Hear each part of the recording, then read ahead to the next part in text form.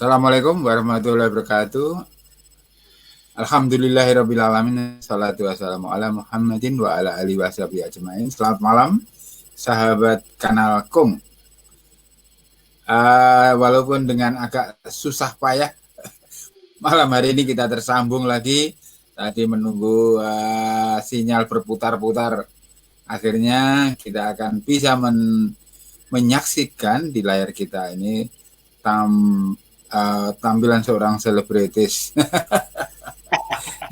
kita akan undang beliau tampil di pentas ya.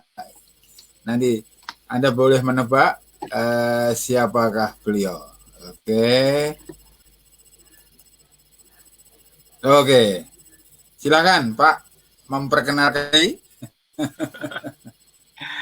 Tidak asing lagi, senang sekali bisa diundang lagi ke Kanal Kung ini. Satu kesempatan yang istimewa lagi buat saya. Saya Riyadi Arianto, sebagaimana tertulis nama saya. Sehari-hari saya mengajar di SMK Negeri 1 Jember, mengajar bahasa Inggris.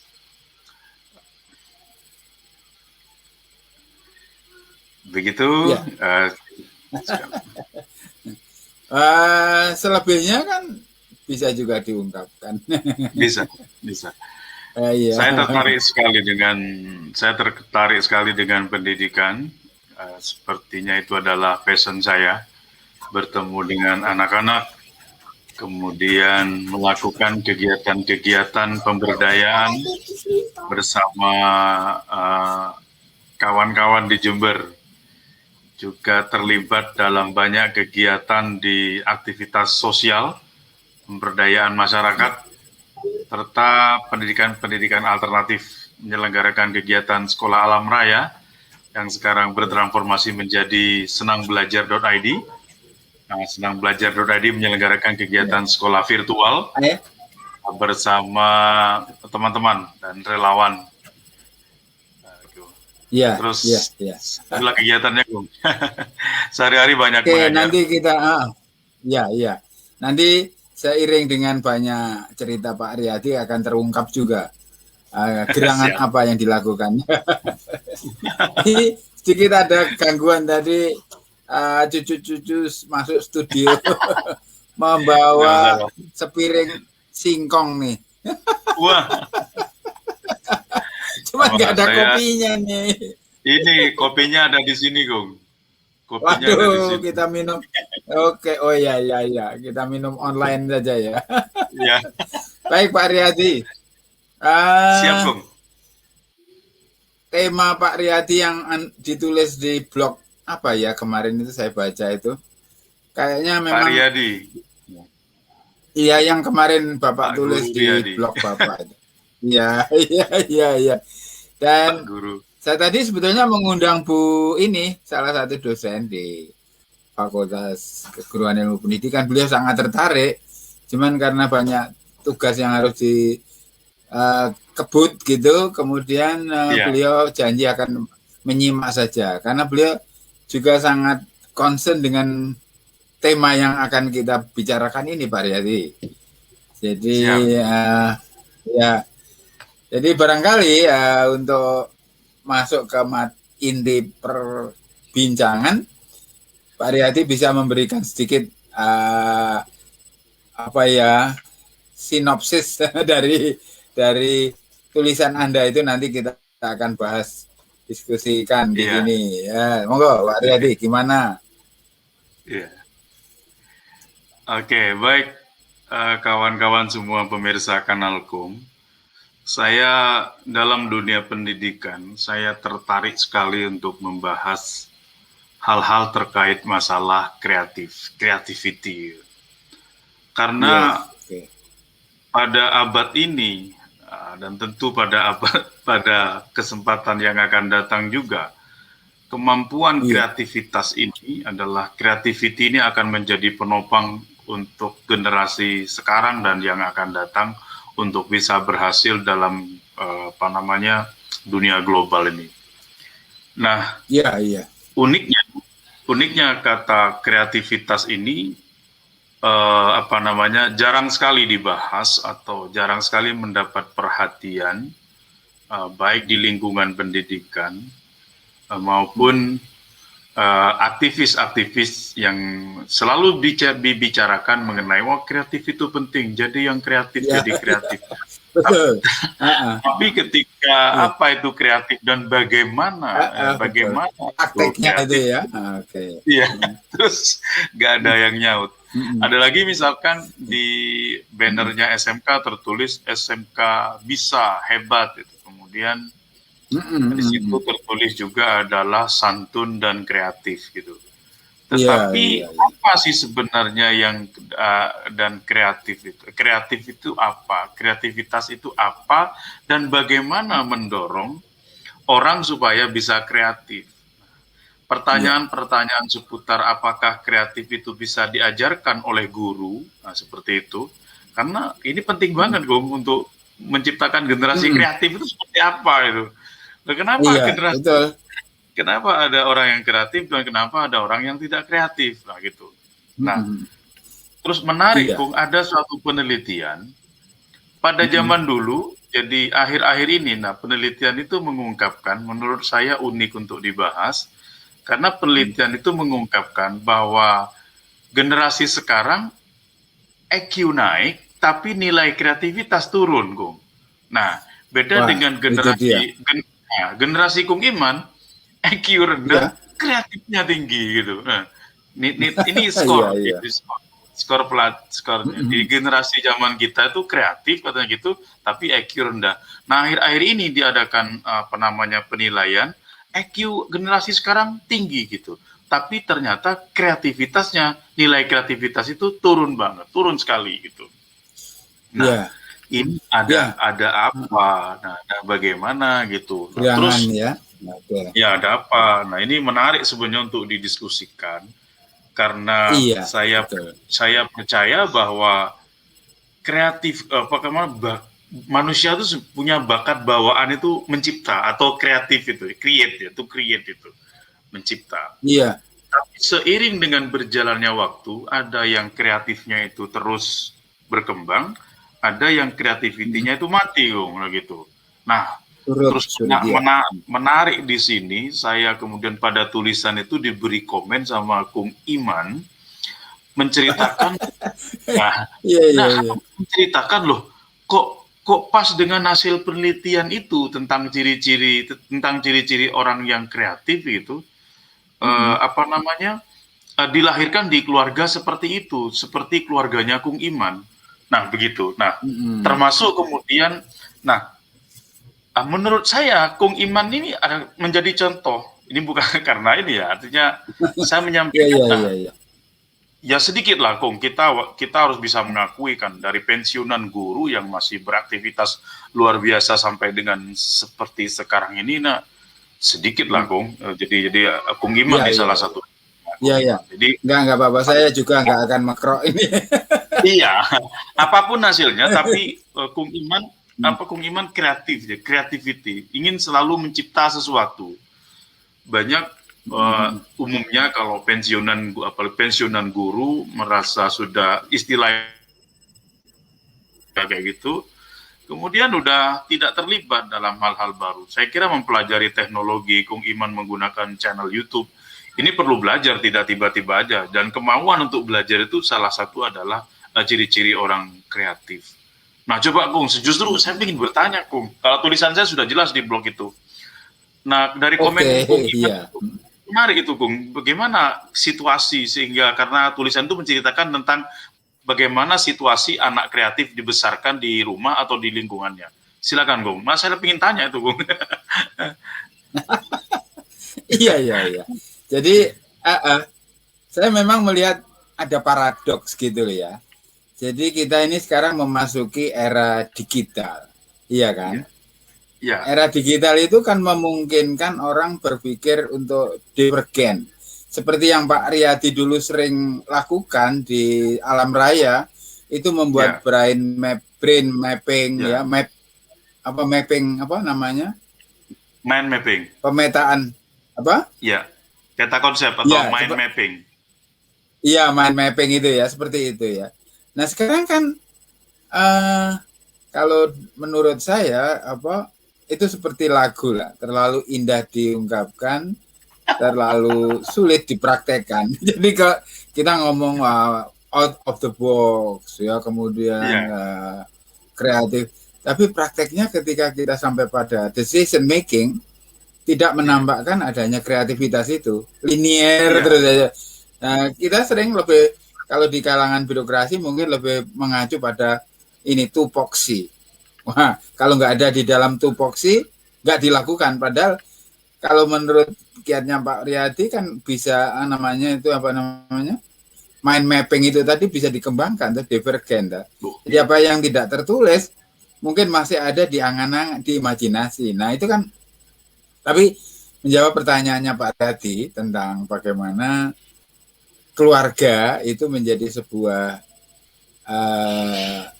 tempat di mana kreativitas itu disemai, ya, itu menurut saya begini, kreativitas itu tidak diajarkan memang, tapi ditularkan, ya kayak virus ya. Jadi saya pikir sebagian besar dari aspek-aspek pedagogis yang kita lakukan di dunia pendidikan itu lebih cenderung pada ini menularkan, meneladani daripada sekedar mengajarkan. Karena mungkin bisa mengajarkan tapi tidak bisa menjalani. Nah itu, itu mudah ditiru. Iya kan gitu Pak Riyadi. Iya. Iya. Nah, jadi masih ketika komentar Kung Iman itu, saya pengen banget menyebarkan kepada banyak keluarga. Karena target tulisan itu sebenarnya saya ingin dibaca oleh rumah tangga, oleh rumah tangga, keluarga gitu. Ya, sebenarnya saya ingin nanti siaran ini dari channel Kung Iman ini banyak ditonton oleh rumah tangga, orang tua, tentang bagaimana menciptakan suatu kondisi sehingga melahirkan generasi yang kreatif. Harapannya, Gung, menurut saya adalah di rumah tangga, karena begitu sulitnya birokrasi pendidikan model di sekolah gitu untuk membuat yang namanya tadi creativity itu. Sehingga dari komentar Kung Iman juga, saya menyampaikan ke istri saya, wah ini mah, ini ibunya Kung Iman ini ternyata mencoba membuat panganan-panganan berbagai macam itu kemudian terinspirasi banget ya. Mungkin itu ibunya Kung Iman tidak bicara tentang ayo sekarang ini, tapi melakukan modeling namanya gitu. Nah, saya berharap melakukan modeling atau melakukan teladan tadi. Nah, ketika orang tua dari sisi bapak yang multi talent gitu, multi talent itu tidak harus yang talent yang hebat-hebat ya. Artinya bapak yang suka dengan belajar hal-hal baru, membuat tangga sendiri, kemudian membersihkan, berkebun atau pakai apa gitu, itu kan termasuk talent-talent yang dicoba oleh orang tua Kung Iman barangkali seperti itu. Dan saya sampaikan kepada istri saya, ini mah ternyata pengaruh seorang ibu. Ini kenapa Kung Iman ini eksis sampai dengan hari ini. Ya, terus terang, saya sering menceritakan Kung Iman ini kepada kawan-kawan guru bahwa kita tidak hanya terbatas oleh usia 60 tahun kemudian berhenti berkarya. Artinya berbuat sesuatu, Nah, berbuat. Jadi artinya masih involved terhadap kegiatan-kegiatan untuk berbakti, istilahnya seperti itu. Nah, istri saya iya ya gitu. Nah, coba kita, akhirnya ada mode akan ditiru gitu kan ya. Jadi coba dikit-dikit. Nah, untuk melahirkan generasi kreatif itu, dan kebetulan saya menulis, terus kemudian mendapat, ternyata benar ini ya gitu. Nah, coba mungkin gimana pada waktu itu yang disebut multi talent orang tua tuh gimana Kung? Yang dari bapak Kung? Oke. Ya ini saya bocorkan aja deh. Jadi gini Pak Riyadi, ayah saya kan pegawai di kantor telepon di kota kecamatan. Ya, tugasnya jaga telepon. Dan telepon dulu nggak seperti sekarang ya. Pelanggannya cuma berapa itu. Nah, dan di luar tugas bertelepon, menjaga telepon itu, ayah itu juga lukis kaca. Jadi melukis wayang, karakter-karakter wayang itu di kaca. Nah kalau sudah begitu tuh beliau tidak mau diganggu lah. Di kamar mengunci pintunya, kemudian dia menggambar di atas kaca itu dengan pena, namanya pen kodok dengan cat kaleng itu. Ya itu. Di luar itu, di rumah itu ada bisnis keluarga yang ayah lakukan itu yaitu agen koran. Jadi setiap hari di rumah itu selalu ada majalah, koran berbagai macam yang harus didistribusikan. Nah, tugas saya kadang sering membantu, tapi lebih pada ini nagih uang langganan 1 bulan. Nah, di luar itu ya karena urusan-urusan seperti itu, maka ayah itu terampil juga di dalam administrasi, misalnya membuat amplop dan sebagainya. Jadi saya sering melihat, oh gitu ya caranya membuat amplop itu kan pakai kertas bekas kemudian. Nah, kemudian menjilid buku, membuat kertas-kertas sisa itu menjadi buku, kemudian memotong kertas yang satu tumpuk itu dengan penggaris. Itu saya belajar dari ayah. Lalu saudara saya itu banyak ya. Kebutuhan untuk sekolah itu misalnya tas sekolah ya, tas sekolah. Iya. Itu kita tidak pernah beli. Jadi ayah pakai kain kemudian dijahit lalu kita senang sekali dapat tas baru tapi buatan sendiri. Nah, sedang di halaman itu ada halaman sedikit gitu ya. Itu kalau ayah nanam pisang itu tandannya selalu luar biasa. Nggak ngerti pakai mantra apa dia itu. Kalau nanam pisang itu pisangnya itu kalau bahasa Jawa itu mesti landung gitu loh. Landung itu apa? Tandanannya banyak. Iya itu. Nggak ngerti.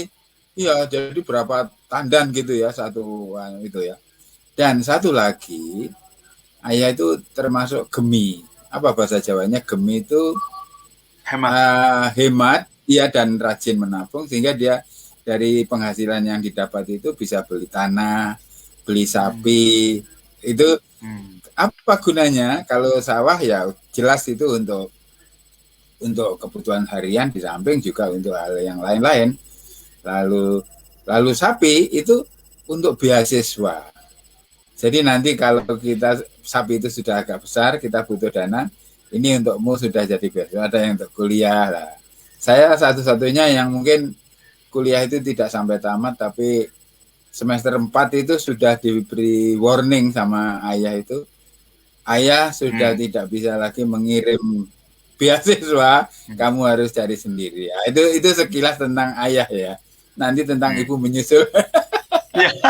Jadi ya, keren Gung. Jadi makanya saya obrolan ini atau mungkin sampai terbayang saya ya, karena ini ada contoh yang nyata gitu. Jadi terbayang, kalau difilmkan keren. Artinya supaya, maksudnya visualisasi ketika melihat bagaimana peran orang tua, ayah, ibu menciptakan generasi kreatif tadi. Karena ini sudah udah semua leadership dunia mengatakan bahwa kita membutuhkan generasi yang kreatif. Tapi ya apa kemudian? Tapi pendidikan yang diberikan semakin jauh sebenarnya dari hal-hal kreatif, baik itu di rumah maupun di sekolah. Nah, oleh karena itu, contoh di rumah ini, jadi oleh orang tua, oleh ayah atau oleh ibu, ini kemudian terpancar atau terduplikasi tadi di komentar Kung Iman bahwa kegiatan menciptakan sehingga Kung Iman ini kreatif, menurut saya peran keluarga itu sangat besar. Nah, ini harapan kepada keluarga-keluarga yang barangkali nanti menonton acara ini gitu, bahwa menghasilkan generasi kreatif salah satunya itu telah diteladankan oleh orang tuanya Kung Iman sehingga menciptakan Kung Iman sampai dengan hari ini. Nah, begitu itu menurut saya, Kung. Nah, terus apakah bagaimana, Kung?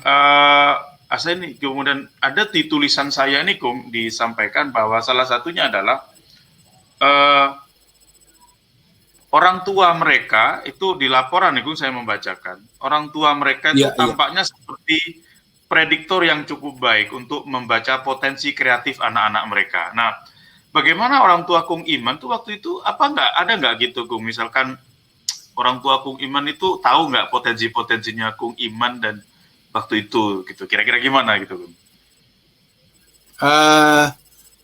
Ya mungkin beda dengan situasi sekarang ya, di mana informasi itu begitu rupa ya. Kesibukan ayah yang fokus pada tugas-tugas hariannya tentu tidak sampai mendalam ke ini, tetapi mungkin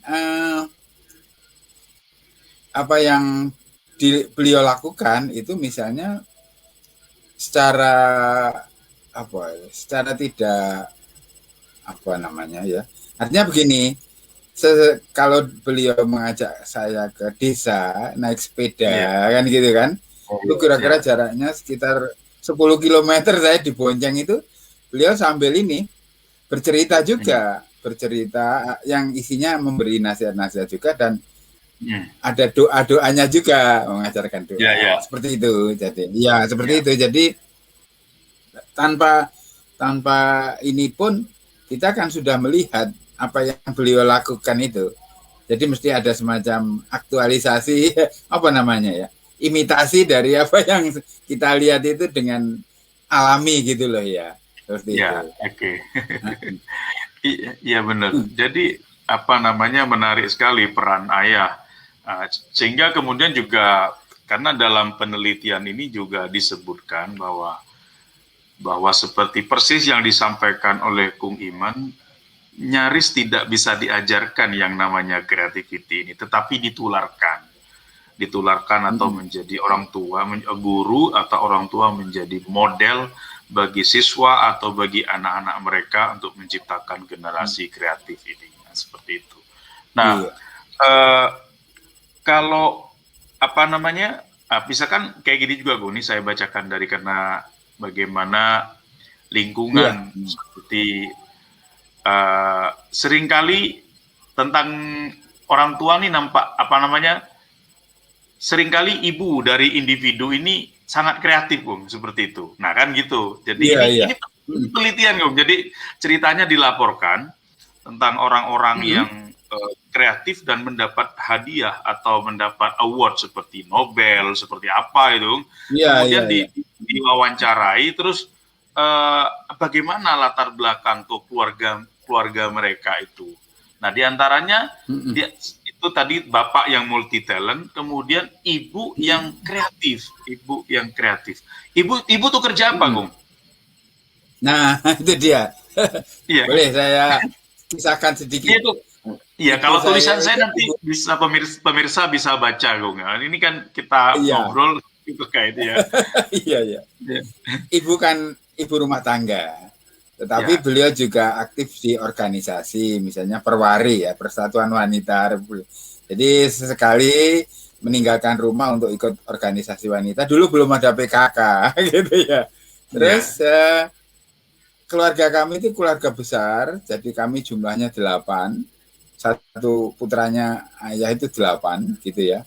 Nah, dari sisi ekonomi tentu 8 itu angka yang lumayan untuk menyediakan kebutuhan konsumsi kan. Nah, dulu belum ada kudapan-kudapan yang seperti sekarang dijual di toko seperti berbagai macam merek ya, snack-snack itu kan. Nah, ya adanya cuma singkong, jagung, kemudian pisang, tepung. Nah, untuk tujuan itu salah satu keinginan ibu itu ialah memberikan kita itu ketersediaan konsumsi supaya anak-anak itu tidak delap. Tahu delap Pak ya? Apa itu delap Pak? Keluen, gimana? Enggak, artinya kalau ada orang makan dia lihat kepingin gitu loh. Jadi, supaya anak-anak kita itu tercukupi kebutuhan nutrisinya itu, dia setiap hari membuat jadwal. Hari ini misalnya apa gitu, dari singkong jadi apa, besok dari jagung jadi apa, hari ketiga nanti dari karak, sisa-sisa nasi yang dikeringkan itu bisa jadi kayak rengginang begitu dengan apa, gula merah itu. Terus nanti hari lain itu dari jagung yang digoreng nggak pakai minyak itu ditumbuk jadi sagon. Nah, jadi kita tiap hari seperti makan kudapan tapi bukan produk pabrikan tapi produk rumah tangga. Itu kreativitas dari ibu. Dan hari-hari tertentu kami diwajibkan imunisasi, Pak. Jadi disediakan jamu, temulawak, temu ireng gitu. Kita harus antri, kemudian hidungnya ditutup, gitu, dicekoi. Nah, itu wajib supaya kita tidak cacingan gitu, tidak cacingan. Kalau temulawak itu kan membunuh cacing itu. Nah, seperti itu, Pak. Dulu waktu masih kecil. Iya, ini bukan cerita kesedihan, Kong. Ini keren, Kong. Jadi ini bagaimana kemudian membentuk seseorang menjadi kreatif. Ini seseorang seperti Kong Iman menjadi kreatif. Dan apa yang disampaikan oleh Kong Iman itu ditulis dalam sebuah penelitian bahwa ciri-ciri orang kreatif, bukan ciri-ciri dilaporkan tentang orang-orang yang menerima award di dunia ini itu diwawancarai bagaimana tentang keluarga mereka. Jadi salah satunya iya, jadi diwawancarai apa sih yang membuat mereka jadi juara atau jadi pengubah dunia gitu kan ya. Jadi jadi apa? Wah, kok ada kemiripan tuh. Nah, Tun Samlus itu loh ternyata pas bener nih seperti komennya Iman. Jadi Iman dilahirkan atau situasi rumah itu sangat mendukung terhadap apa namanya memunculkan anak yang kreatif tadi itu, Bung. Nah, termasuk misalkan gini lagi, rumahnya tadi yang tidak biasa, mereka mempunyai rumah tinggal yang tidak biasa. Satu yang tidak biasa yang sekarang adalah, nah rumah itu ternyata rumahnya Kung Iman dihuni oleh 8 orang ya, 8 anak ya? Iya, 8. 8 dengan orang tua jadi 10 dong. 10. Itu ayah dan ibu ya. Iya. Terus ada dekorasi dong. Terus kemudian katanya Kung mungkin ada dekorasi yang berbeda menurut Kung Iman, rumah Kung Iman waktu itu dengan orang tua itu. Oh, bukan sih. Ya, ini saya beruntung pada waktu itu tetangga sebelah rumah itu seorang pensiunan pegawai kereta api yang aktivitasnya itu membuat frame bingkai. Nah, supaya dan itu dia berkolaborasi dengan seorang pelukis desa. Jadi kalau setiap hari itu dia melukis di kamar, jendelanya dibuka, saya ngintip dari jendela itu. Dia sambil bernyanyi-nyanyi kecil itu menggambar pemandangan itu seolah-olah saya masuk ke sawah-sawah yang dilukiskan itu. Jadi itu menjadi semacam kenikmatan sendiri. Nah, nanti produknya pelukis desa itu dilengkapi dengan bingkai buatan induk semangnya itu kemudian dipasarkan. Seperti itu Pak Riyadi. Ya, benar. Nah, jadi apa namanya? Termasuk kemudian ada koleksi buku yang diceritakan dong ya, koleksi buku. Oh iya. Itu kan juga tidak biasa mungkin pada zaman itu, banyak buku yang seperti itu. Jadi ini melahirkan suatu generasi yang kreatif yang seperti kita masih. Nah, semangat ini sebenarnya saya pingin banget untuk bisa segera menyebar kepada banyak keluarga bahwa generasi kreatif ini sudah dibicarakan oleh banyak leadership dunia, ini yang diperlukan, lebih banyak lagi. Nah, nanti kawan-kawan pemirsa bisa membaca penelitian oleh Dr. Kyung Hee dan William Mary, ya situlah ada suatu penelitian yang uniknya adalah bahwa semenjak tahun 90, EQ umum anak-anak itu meningkat, sejak tahun 90 meningkat, tapi nilai kreativitas semakin turun. Nah, gitu. Betul. Jadi ini Iya. Kalau dari sisi Kung Iman sendiri, ke waktu kecil-kecil gimana, Kung? Jadi, misalkan, apakah sudah sering biasa mengoleksi benda-benda aneh? Ya, begini. Ya, saya itu ibu saya itu menganggap saya itu kalau bahasa Jawa itu gumunan, Pak. Gumunan. Heran. Melihat begini heran ya. Ya, saya sekarang maklum bahwa mungkin ibu melihat saya melihat begini-begini kok heran ya. Nah, mungkin ibu tidak sempat belajar psikologi atau yang lain-lain sehingga hal itu dianggap sebuah baru sisi negatifnya saja. Tapi baru belakangan ya setelah saya banyak bergaul dengan teman-teman pendidik lalu baca-baca, ternyata curiosity, ya toh? Curiosity is the keheranan itu menjadi awal dari sebuah kepenasaran itu menjadi sebuah keingintahuan. Justru kita heran kalau anak-anak tidak pernah heran, kan gitu kan? Menganggap semuanya itu biasa saja itu malah aneh gitu kan ya. Jadi karena memang itu jadi curiosity, rasa ingin tahu. Ada semacam pemeo begitu mengenai kuriositas itu, tapi saya kok lupa ya. Jadi mungkin ada kaitannya. Pemeonya gini, Kung. Jadi anak-anak datang ke sekolah dengan membawa tanda tanya, kemudian pulang dengan membawa tanda titik. Nah itu. Itu kemudian itu seperti itu. Jadi curiosity atau rasa ingin tahu itu yang tidak boleh dibunuh baik oleh orang tua ataupun oleh para pendidik. Terus dibangun yang namanya rasa ingin tahu itu. Nah, curiosity itu kalau sudah padam, tidak ada belajar, tidak ada peristiwa belajar. Nah, seperti itu. Betul. Iya, saya menemukan quote juga ini, Pak. Perpustakaan yang baik, taman bacaan yang baik, yaitu taman bacaan yang banyak huruf O-nya. Jadi ketika dia membaca, begitu, begitu, iya kan? Jadi curiositasnya terjawab di situ dengan kata tadi. Begitu ya, gitu kan? Ya, ini sama dengan quote-nya Pak Riyadi tadi.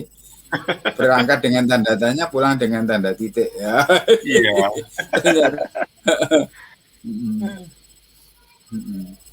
Ya, tentu kreativitas. Jadi generasi kreatif yang kita bicarakan, kemudian bagaimana rumah dapat mendorong anak-anak untuk menjadi kreatif. Suaranya kok lawan ini.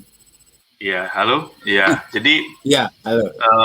Mana supaya menciptakan generasi kreatif. Jadi lingkungan kita adalah menjadi pertahanan utama kita sekarang. Bagaimana menciptakan anak-anak kreatif. Karena situasi di sekolah saat ini, saya kira bukan rahasia lagi bahwa tampaknya formalitas atau budaya birokrasi di sekolah itu menutup celah-celah untuk menjadi anak-anak menjadi kreatif.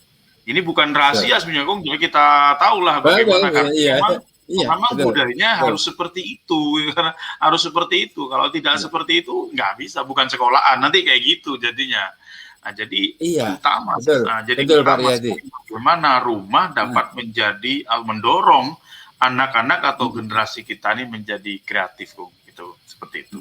Sangat betul itu, Pak. Jadi begini, waktu anak-anak saya masih kecil, ya, itu saya menghitung jenis benda yang ada di rumah. Jadi ternyata di kamar itu ada puluhan, hampir tidak terhitung, sehingga rumah itu menjadi semacam berantakan begitu. Belakangan saya menyadari bahwa kognitif, kemampuan kognitif itu sangat menentukan pertumbuhan anak juga. Ya, dari sisi mengenal benda-benda, lalu mengetahui manfaatnya, kemudian mengeksplorasi kegunaannya, kemudian menimbulkan imajinasi dari benda itu sendiri. Karena misalnya sebuah kaleng Di mata anak mungkin tidak berhenti sebagai kaleng, tetapi bisa sebagai sebuah tangki truk lalu disambung dengan ini. Sehingga rumah kita itu bisa menjadi semacam berantakan, dan ketika rumah kita berantakan, kita akan melihat bahwa di situ ada kreativitas, karena ciri-ciri kreativitas satunya adalah random thinking ya. Acak itu. Menghubung hal yang tidak mungkin dengan yang mungkin, itu kan ciri orang kreatif. Kalau orang logis kan ya itu tadi linear ya. Nah, makanya jangan terlalu risau kalau di rumah kita tuh carut marut. Tapi saya sendiri juga suka ngomel-ngomel kalau berantakan itu, tapi ya apa boleh buat, karena anak-anak juga punya dunia sendiri yang harus difasilitasi ya. Nah, yang ingin saya kritik di sekolah adalah tidak ada satu sekolah pun yang memikirkan perlunya sebuah museum atau galeri, Pak. Padahal banyak hal dari sekolah itu yang perlu dilestarikan dan dijadikan satu khasana. Kalau membuat pagar, mereka bisa mengeluarkan dana besar, membuat gudang besar, membuat ini besar. Tapi untuk sebuah galeri misalnya, di mana di situ disimpan buku induk, mulai dari sekolah itu berdiri pertama, mesin stensil, mesin UHP lama, disimpan aja. Dan ini kan bisa menjadi media pembelajaran juga untuk berbagai bidang studi, mulai dari seni sampai yang lain. Dan nyatanya apa yang ada di tempat saya ini itu seringkali dilihat dengan heran, Pak. Melihat mesin stensil aja anak-anak heran. Ini apa, Pak? Fotokopi? Bukan, itu stensil. Apa itu stensil? Nah, itu dia, Pak. Ya, saya beruntung dapat hibah stensil dari sekolah karena merasa tidak itu terpakai. Alhamdulillah. Dan itu di sini sangat berharga gitu. Mungkin nanti Pak Riyadi akan mengusulkan ke sekolah, wah kita pakai ruang sana itu untuk galeri. Iya, atau museum SMK 1. Keren banget. Ada mungkin saya pernah posting di Facebook saya bagaimana karena saya tidak karena saya tidak mungkin menciptakan ruang galeri kapan hari itu, maka ruangan saya atau meja saya yang diciptakan seperti galeri. Jadi kalau kawan-kawan berkunjung ke meja kerja saya di SMK 1, itu pasti ada satu meja yang berbeda, meja dan belakangnya, karena saya tempel-tempeli seperti workshopnya orang, seperti bengkel. Misalkan saya membuat mapping tentang taksonomi Bloom, kemudian saya kayak galeri gitu. Jadi visualisasi tentang bagaimana mengajar. Nah, jadi bagaimana tingkatan-tingkatan seseorang, itu upaya yang bisa saya lakukan. Tetapi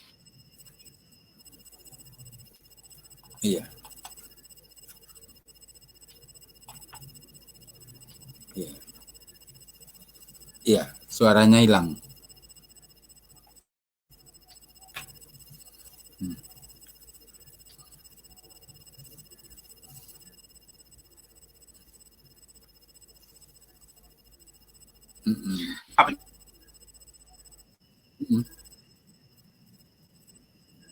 Iya.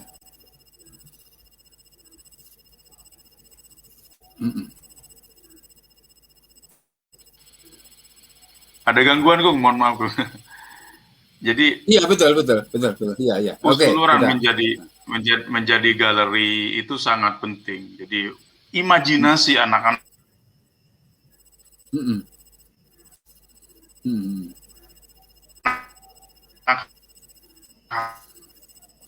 Iya. Harus dikembangkan. Anak-anak yang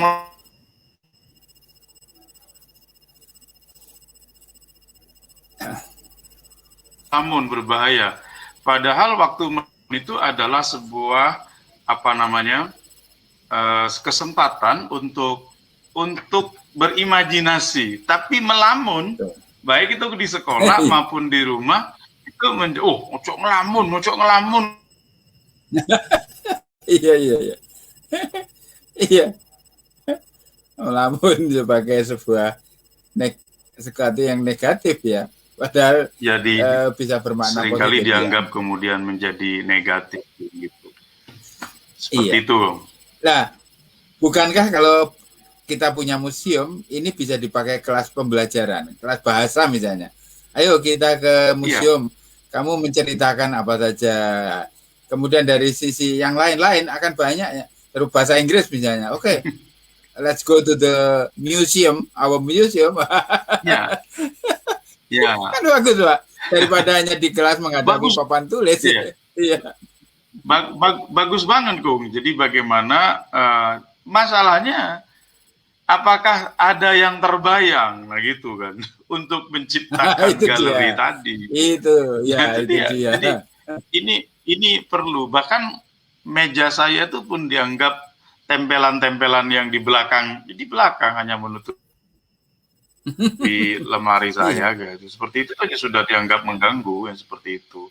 Padahal menurut saya visualisasi di ruang kerja saya juga ini diciptakan seperti itu, supaya saya tetap kreatif. Itu pikiran saya, Gung. Gitu. Oleh karena itu mungkin kawan-kawan pemirsa di kanal Kung Iman nih, begitu banyak yang saya kerjakan. Saya seorang guru, tapi di luar itu saya bekerja sama dengan banyak kawan di luar vokasi saya tentang mengajar. Ada kegiatan-kegiatan sosial, ada sekolah alam raya, saya belajar tentang IT, information technology, saya membuat perusahaan coding, ya seperti itu, karena nggak enak, Gung, kalau satu vokasi itu tidak enak. Jadi kebiasaan-kebiasaan ini menjadi harus kayak gitu. Iya, betul, Pak. Jadi ini menghindari Pak Riyadi nanti satu saat mengalami post power syndrome. Karena aktualisasi diri yang terlambat itu efeknya post power syndrome. Jadi nanti Pak Riyadi aman. Iya. Iya, saya pernah ngomong sama istri, aku kayaknya alhamdulillah ya, saya kira aku seperti mirip Kung Iman nanti gitu. Artinya landai aja satu peristiwa pensiun itu karena memang tetap berjalan sesuai dengan semangat bagaimana saya tetap bisa mengabdi di banyak bidang. Apapun saya mesti tetap terlibat dalam hal-hal apapun, tidak hanya tentang aktualisasi terkait masalah bagaimana saya masih bisa berbakti, memberi sesuatu di bidang apapun yang saya suka bersama kawan-kawan yang lain di berbagai macam vokasi. Tidak hanya soal masalah mengajar di bahasa Inggris, kayak gitulah, Bung, seperti itu. Iya, nah, betul. Tentu saya membayangkan, saya juga sering dikatakan, Pak Riyadi ini kreatif, yang seperti itu ya, kreatif sekali yang seperti itu. Nah, jadi ciri-cirinya salah satu yang pernah saya juga dibully oleh teman waktu masih kecil, karena saya tinggal di keluarga yang sangat aneh juga karena saking miskinnya begitu. Jadi saya waktu itu tertarik bertelur. Jadi ayam, bagaimana waktu ayam bertelur, tapi saya tidak punya ayam, Kung. Jadi di rumah tidak punya ayam sendiri, tetapi bagaimana ayam waktu bertelur itu keluar dari mana, itu saya ingin tahu. Jadi apa keluar dari mulutnya gitu atau dari sebelah mananya gitu. Saya sangat tertarik waktu itu terhadap seperti itu waktu segitu kelas 3. Nah, kelas 3 SD. Nah, maka satu-satunya ketika pernah dikasih tahu, satu-satunya cara ketika ada ayam sudah berbunyi mau bertelur itu, Gung, ayam mau pokoknya bingung gitu kayak mau bertelur. Nah, terus ayam tetangga saya itu saya intip, Gung. Saya ingin lihat ke kandangnya itu seperti apa waktu bertelur. Nah, yang punya, Gung, anaknya itu kemudian menuduh saya pencuri telur. Nah, maling endok. Waduh.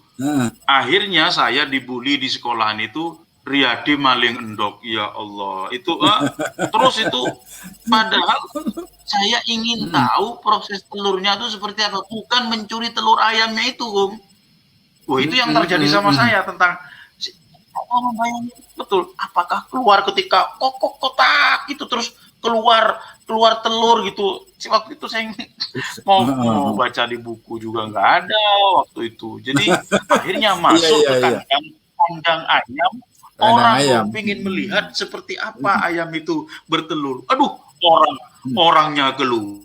Terus menuduh saya maling telur gitu. Dan itu dibawa berminggu-minggu ke sekolahan. Saya jadi maling telur. Waduh, itu kejadian yang menimpa saya. Padahal itu tentang kreatif. Iya, tentang curiosity. Wajib kejadiannya itu. Iya. Saya ingin tahu. Jadi di rumah. Iya. Label seperti itu karena anaknya Bu Ajib itu yang bernama Lilis, almarhum sekarang. Lilis itu maling endok gitu. Padahal saya ingin tahu tentang proses ayam bertelur itu seperti apa, gitu. Iya. Itu yang terjadi pada saya tentang curiosity. Curiosity. Curiosity. Nah, ada lagi yang terkait masalah, tentu harus dibahas juga. Salah satu pintu yang baik untuk masuk ke dalam creativity ini disebutkan adalah tentang kesenian, Jadi entry masuk entry masuk ke anak-anak kreativitas umumnya itu adalah kesenian, berkesenian. Nah, ini. Nah, di dalam penelitian itu diceritakan bahwa entry masuk yang bagus karena kesenian ini, baik itu seni rupa ataupun seni pertunjukan, ada perasaan nyambung, jiwa, masuk ke jiwa. Mendengarkan lagu seperti itu kan juga masuk ke jiwa. Kadang orang hanya mendengarkan lagu bisa menangis, kan seperti itu. Nah, salah satu untuk mendorong atau menciptakan generasi kreatif ini semakin dalam berkesenian, Bung. Nah, ini kontradiktif sekarang, baik di sekolah atau di rumah, karena kegiatan berkesenian tadi seperti melukis kaca, melukis di papan tulis seperti yang diajarkan oleh Kung Iman, itu dianggap sebagai hanya kegiatan tambahan atau kegiatan tambahan. Padahal menurut penelitian ini, orang-orang yang menerima award sebagai pengubah dunia itu rata-rata entry kepada kreatif itu adalah berkesenian, baik seni rupa maupun seni pertunjukan. Nah, ini menarik karena di Kampung Baca ada melukis kapur sampai tentang saya belajar gitar, saya senang mencipta lagu waktu kecil. Ini saya punya lagu di SMP itu. Saya punya 5 lagu ciptaan saya sendiri waktu SMP kelas 6 itu menciptakan lagu ya. Terlepas dari bukan ingin jadi siapa, tapi perasaan lagu ini kok bisa seperti saya buat ya gitu. Saya ingat sampai zaman dulu itu pakai direkam sendiri. Kalau seandainya sekarang enak banget itu. Kalau zaman dulu beli pita kosong, kaset kosong, pita itu, kemudian di tape, kemudian saya merekam lagu ciptaan saya. Sampai sekarang lagu ciptaan saya itu masih saya kenang sampai dengan hari ini. Diabadikan berkesenian ini penting. Berkesenian ini penting banget. Jadi kepada para pemirsa Kung Iman ini, kan apa perannya kesenian terhadap kreativitas ini? Entry, Bapak. Entry yang tepat, entry yang cepat untuk menuju kepada anak-anak kreatif adalah berkesenian, baik seni rupa maupun seni pertunjukan. Nah, anehnya di sekolah formal yang cenderung mengagungkan sains saat ini dan ya di pendidikan modern lah gitu, karena bagaimanapun sampai dengan hari ini adalah anak IPA itu di atas, anak IPS di bawah, kan kayak seperti itu. Atau mungkin penghargaan terhadap berkesenian, misalkan seperti kenapa sekolah tidak ada galeri, kenapa anak 1.200 alat gitarnya cuma 1, padahal siswanya 1.200. Betul. Tidak punya tidak punya studio musik, ya tempat musiknya adalah di aula itu, yang kalau mau latihan masih usung-usung dan sangat sulit, seperti itu. Nah, itu karena penghargaan terhadap kesenian ini di mana letaknya, ternyata menurut penelitian ini disampaikan bahwa anak-anak entry creativity itu adalah yang cepat dan yang cepat adalah melalui berkesenian, Kung. Gitu. Gimana menurut Kung Iman tentang seni ini, Kung, terhadap pengaruhnya terhadap kreativitas, Kung? Utamanya yang terjadi pada Kung Iman lah gitu. Iya, yang pertama ingin saya sampaikan kritik saya pada lembaga pendidikan formal ya, bahwa seni pokoknya menggambar dan seperti itu kan seolah-olah tidak punya peran yang signifikan dan seringkali dijadikan siapa saja bisa mengajar kan gitu. Padahal tidak, misalnya seperti itu. Dan yang kedua, sering dijadikan hanya alat untuk prestise. Jadi makin banyak sekolah memenangkan lomba, itu makin bergengsi. Nah, anak-anak yang memperoleh kesempatan itu biasanya dipilih anak-anak yang talented. Padahal pendidikan seni itu hak semua anak untuk memperoleh. Nah, ini terkait dengan pemahaman untuk apa sih seni itu dididikkan di sekolah. Nah, itu. Jadi kalau seni itu hanya untuk memelihara anak yang berbakat, lalu sekolah bangga dengan trofi yang diperoleh, lalu orang tua seperti itu, maka berarti seni di sekolah itu sudah end ya. Jadi malah saya lebih cenderung menghapus segala macam lomba, mengganti dengan pameran. Jadi biarlah anak itu berkreasi, tampilkan yang baik dalam sebuah bingkai, lalu diatur di sepanjang tembok yang ada di sekolah itu dengan nama-nama yang ditulis di bawahnya. Jadi setiap anak mempunyai kebanggaan, terus yang lainnya bisa mengapresiasi. Kan gitu kan? Nah, kalau apresiasi itu terjadi, maka ini ada semacam toleransi. Oh, aku memang beda dengan dia. Coba lihat kalau dia gambar seperti ini, saya gambar begini. Dua-dua di mana baiknya? Ya, dua-duanya baik, hanya beda gaya, kan gitu kan? Nah, jadi kalau kan seperti itu Pak Riyadi ya. Nah, ini kayaknya salah kaprah ya. Pelajaran di sekolah itu salah kaprah dan guru tidak berani menyusun kurikulum sendiri untuk seni rupa dan mungkin tidak boleh. Tapi guru yang nekat dia bisa membawa kemana arah apa yang dituju karena dia paham tujuannya apa, kan gitu. Jadi memang harus ada revolusi untuk merubah, menempatkan seni ini sebagai bagian yang signifikan dari pendidikan, tidak hanya pada matematika. Seperti yang Pak Riyadi sampaikan tadi, masa depan kita itu adalah kreativitas. Kreativitas. Ya, makanya pintu masuknya seni loh, kok seni di marginalkan kayak gitu. Jadi ini karena kurang paham saja, kurang paham. Iya. Nah, tetapi keren. Iya. Saya kira Pak Riyadi, mungkin perbincangan kita harus akhiri pada saat ini menarik.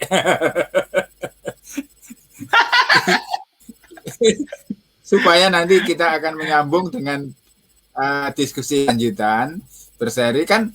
Kalau kita nonton Sahur Sepuh itu di radio dulu kan, waktu tegang-tegangnya itu, lalu kita bersambung pada episode berikutnya kan gitu. Jadi saya kira perbincangan kita hari ini kita sambung berkat dari tulisan Pak Riyadi di mana itu Pak Riyadi? Di blog apa itu? Pak Riyadi, Pak Guru Riyadi, Pak Guru Riyadi dari Google, Pak Guru Riyadi. Menginspirasi untuk jadi Kung, saya berharap malam hari ini. Nanti akan Terima ada kasih Pak Riyadi untuk tentang kehadirannya di kanal Kung. Mungkin kita bisa sambung lain kali, dan salam untuk keluarga, dan terima kasih juga untuk kiriman bibit salak pondohnya itu. Sama-sama. Hanya yang satu meninggal dunia karena akarnya masih kecil ya. Jadi tidak bisa berlanjut, tapi yang dua sudah mulai tumbuh. Terima kasih Pak Riyadi. Assalamualaikum warahmatullahi wabarakatuh. Waalaikumsalam warahmatullahi wabarakatuh.